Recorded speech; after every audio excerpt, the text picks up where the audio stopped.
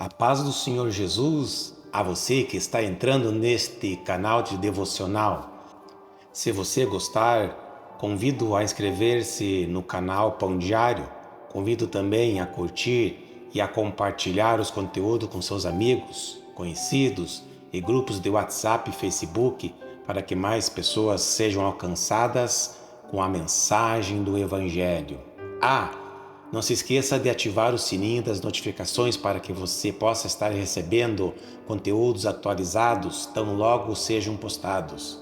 Deus abençoe grandemente cada um de vocês. Fique com este vídeo agora. Amém? Sermão do Monte, capítulo 44, parte 4. A preocupação, sua causa e sua cura. Tomemos, por exemplo, aquela grande declaração a esse respeito que se vê no trecho de Hebreus capítulo 13, versículo 8.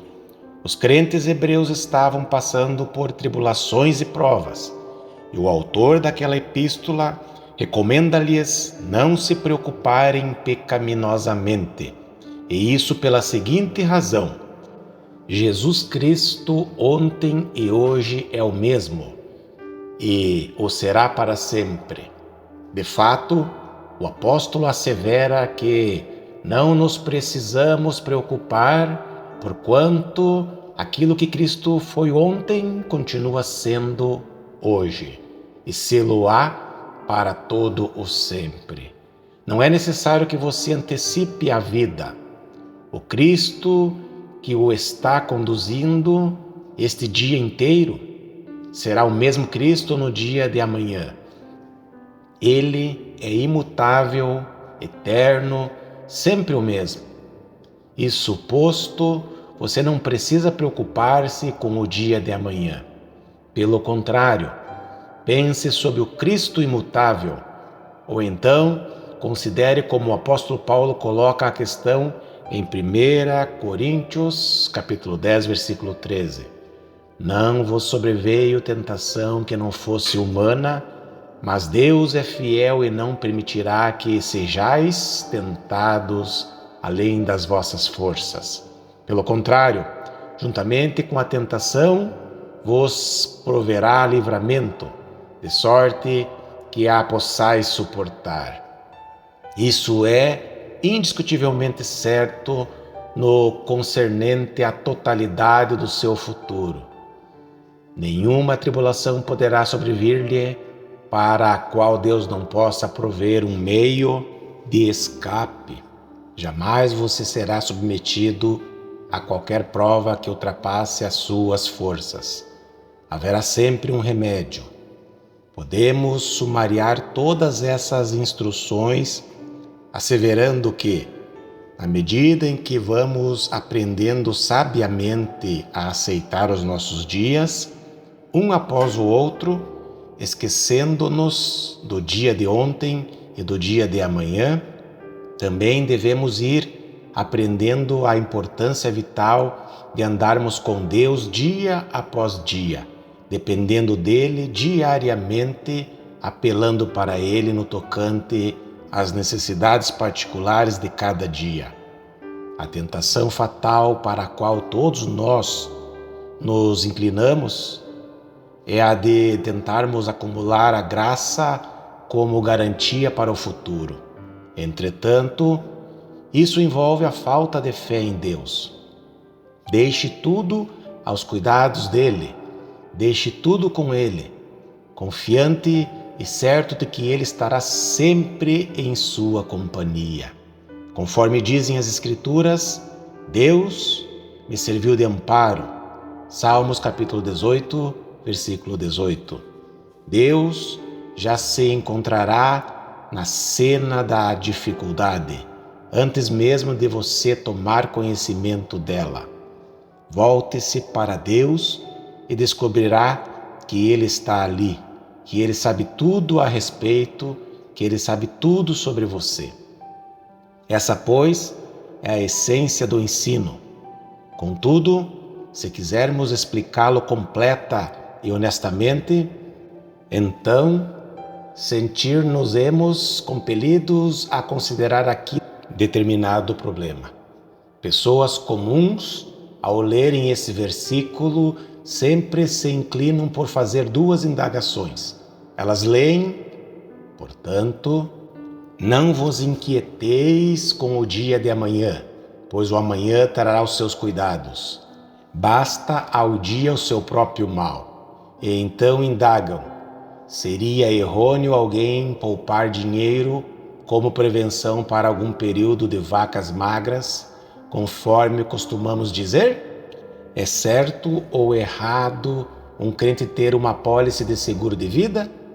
A resposta é precisamente a mesma que demos quando abordávamos a primeira porção desta sessão bíblica.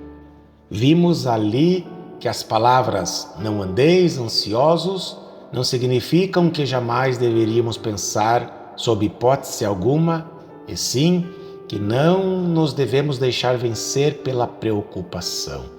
Essas palavras sempre deveriam ser entendidas como: não andeis ansiosos, não vos inquieteis, ou não vos inquieteis com o dia de amanhã. Conforme você deve estar recordado, vimos que nosso Senhor não nos diz que, em face das aves do céu serem alimentadas, sem a necessidade de ararem a terra e de semearem, sem a necessidade de colherem e guardarem a ceifa em celeiros, por isso mesmo o homem também jamais deveria arar e plantar, ou jamais deveria colher e guardar o produto da terra em celeiros.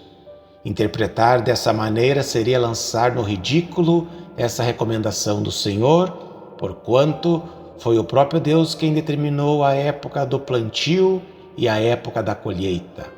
E quando o agricultor está arando a terra, na verdade, ele está pensando acertadamente sobre o dia de amanhã, pois sabe que jamais conseguirá obter uma colheita de forma automática. Ele tem de arar a terra e cuidar da plantação e, eventualmente, fará a colheita, o produto da terra em seus celeiros. Em certo sentido, toda essa atividade do agricultor é uma preparação para o futuro e, naturalmente, tal atividade não é condenada nas Escrituras. Antes, chega mesmo a ser recomendada na Bíblia. É assim que o homem precisa viver a sua vida nesse mundo, em harmonia com a ordem dada pelo próprio Senhor. Consequentemente, este versículo não deve ser compreendido naquela acepção ridícula e insensata. Não podemos simplesmente ficar sentados em algum canto esperando que o alimento e as vestes cheguem até nós automaticamente.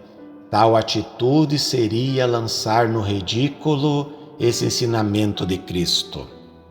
Penso que isso nos confere direito de dar o passo seguinte, asseverando que o ensino de nosso Senhor, do princípio ao fim, é que nos convém fazer aquilo que é certo, aquilo que é razoável, aquilo que é legítimo. Entretanto, e é nesse ponto que se articula bem o ensino contido nesse versículo.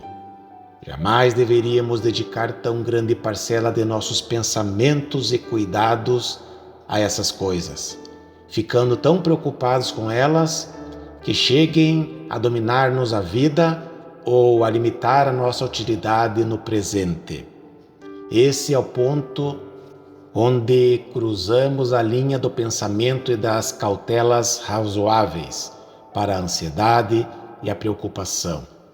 Nosso Senhor não estava condenando aqui o indivíduo que ara a terra e lança a semente, e sim o indivíduo que, tendo feito isso, senta-se e começa a ficar preocupado com isso, jamais podendo afastar dali a sua mente, deixando-o obcecar pelo problema da vida e do viver diário, pelo temor acerca do futuro.